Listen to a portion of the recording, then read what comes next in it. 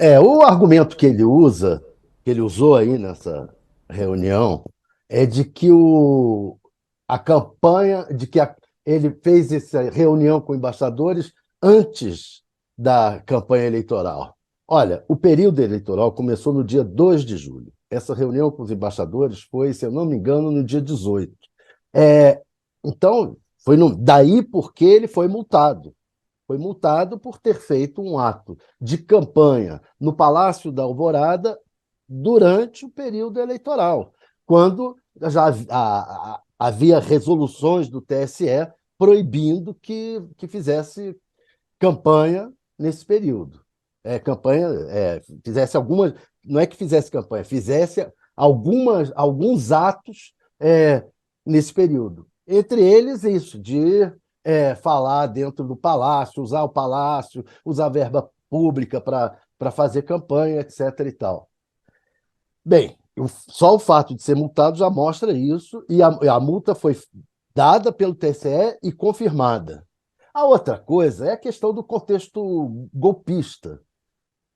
As atitudes do Bolsonaro estão sendo consideradas agravantes, especialmente depois de tudo que está se descobrindo sobre as movimentações no Palácio, no entorno do presidente. Esse Mauro Cid, tudo isso está fazendo com que os juízes liguem os pontinhos.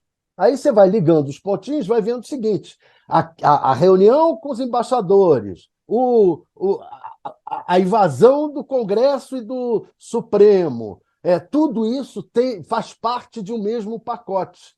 E há um agravante, naturalmente, não tem como não incluir o contexto golpista na análise da, da questão eleitoral dele. Ele fez uma campanha baseada na possibilidade de golpe de Estado, inclusive atraindo militares, e é o que está se revelando, militares para se revoltarem contra o alto comando militar, contra o alto comando do Exército. Quer dizer, é todo um contexto que não dá para ignorar, não dá. Minutas de golpe, não dá para ignorar os apareceres do Ives Gandra, não dá para ignorar nada disso. Dizer, porque o Lula é um homem do século XX e ainda muito preso à estratégia de comunicação do século XX. Acho que foi a própria Janja que comentou um tempo atrás que até o ano passado o Lula não tinha sequer um smartphone. Ou seja, ele não entende essa dinâmica da internet, ele tem, claro, assessores, e assessores provavelmente muito bons, que vão orientá-lo, né, em como se comunicar nessa era digital. Mas essa era uma coisa, como o Thales lembrou, o Bolsonaro fazia de maneira muito espontânea. E o tosco, o bruto, aquela maneira com que eles comunicavam, o ex-presidente Bolsonaro, de fato dava um engajamento muito grande. E tem uma outra questão que eu acho importante, que é o seguinte: o Bolsonaro era um presidente claramente anti-institucional. O que isso quer dizer? Aquelas lives de quinta-feira, famosas, no Facebook, começou no Facebook, depois foi para o YouTube, eram lives em que o Bolsonaro efetivamente apresentava propostas de políticas públicas, se posicionava diante de certos temas que estavam acontecendo, comentava questões que diziam respeito ao dia a dia das pessoas. O governo Lula opera numa lógica completamente diferente, porque, por exemplo, se você quer saber o que o governo Lula tem feito, você vai no site gov.br e vai procurar lá, né, os anúncios, as notas, está tudo institucionalizado. Os ministros dão coletivas de imprensa, os ministros, aliás, foram, né, várias e várias vezes às duas casas legislativas, né, prestar contas. Quer dizer, é um governo muito mais da comunicação institucional. Como o governo Bolsonaro não era, e como a gente só ficava sabendo efetivamente o que o governo estava fazendo, ou pelo Twitter, ou pelas lives de quinta-feira, isso acabava atraindo muita audiência, não só daqueles que queriam ver o Bolsonaro e bater palma para o que o Bolsonaro estava dizendo, mas atraía a nossa audiência, inclusive, que a gente precisava daquele substrato para poder entender o que estava acontecendo no governo. No governo Lula, como não é essa lógica, uma live, né, seja ela periódica ou seja ela esporádica, ela tem muito menos impacto, porque, como você mesma comentou daquela primeira fala dele agora, na entrevista com o Show, ele não fala muita novidade, ele não está anunciando nada de bombástico, ele não está colocando nenhuma questão diferente daquela que a gente acompanhou no noticiário ao longo da semana. Então, é uma live que ela tem, por natureza, um impacto muito menor.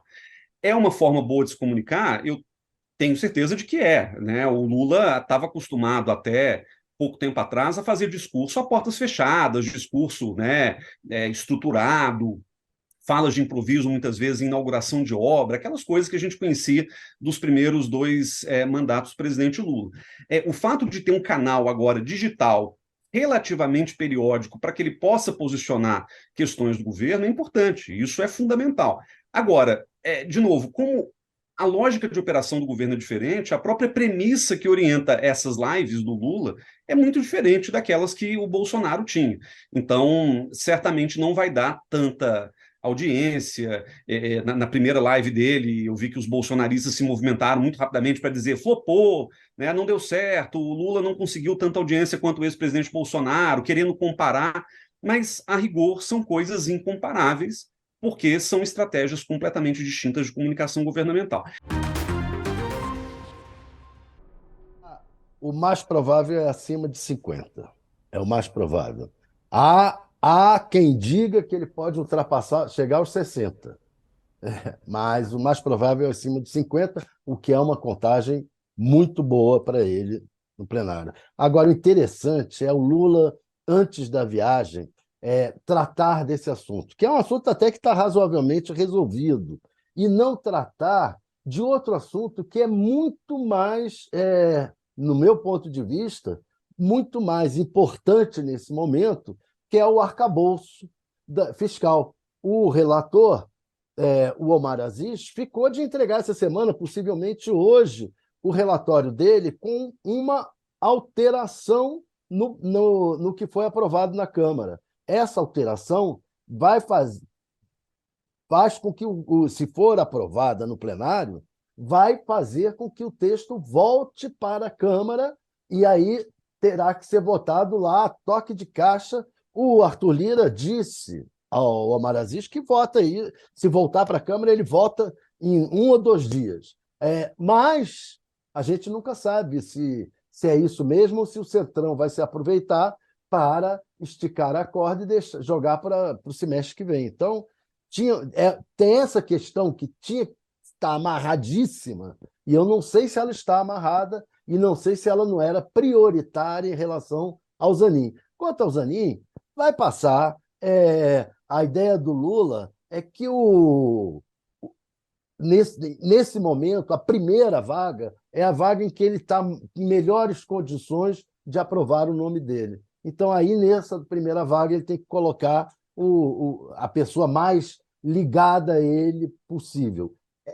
É problemático para o PT, porque o Zanin me parece que é um conservador, não é um progressista, nem é de esquerda. Então, não é um voto. Lula está colocando no Supremo um voto que não é progressista, não é de esquerda, ao que parece, e a sabatina é que vai mostrar isso. Qual